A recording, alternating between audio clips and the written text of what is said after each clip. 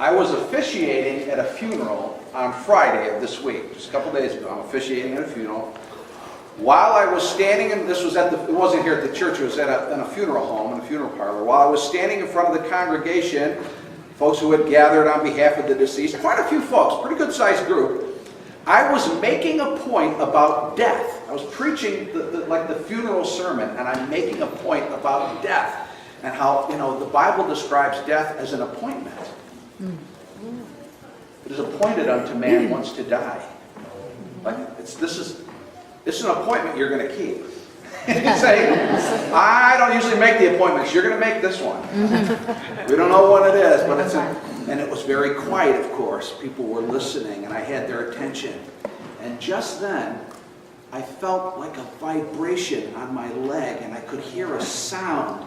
And I recognized that sound. I recognize it. It's the sound of the ringtone on my phone. I had forgotten to put my phone into silent mode, and now I'm receiving a phone call during the funeral.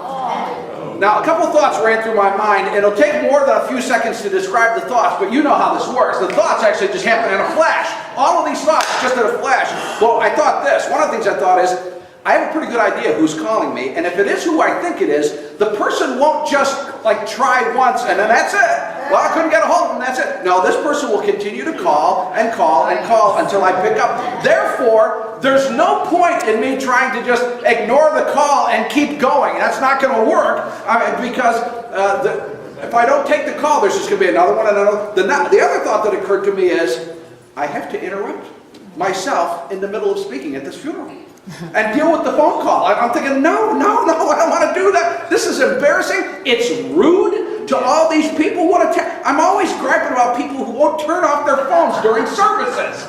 Like, this is one of my pet peeves, and now here I am, the hypocrite, standing up in front of the whole group, and so I had no choice. I took out my phone and I said to the congregation, I am so sorry, my phone is ringing, I apologize.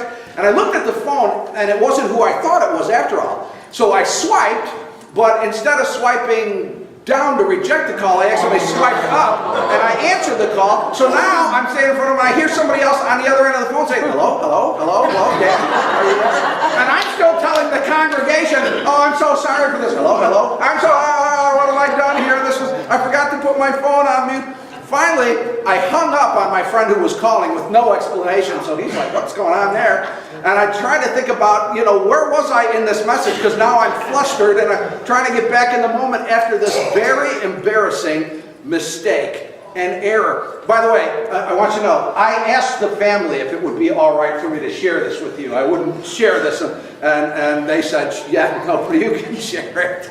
Don't ever speak to us again, but share the story. No, I'm kidding. Fortunately, they were very, very gracious, very kind to me. In fact, they were joking around with me afterwards, and one of the family members said, you know what you should have done, Dan? You should have answered the phone and said, yeah, okay, yeah, thanks. And then look at the congregation with a straight face and said, that was St. Peter. He said she's arrived safely and everything's And so that's a good one. I said, I was too flustered to be that witty in the moment. Have you made a few blunders? A few screw-ups along? Yeah, me too.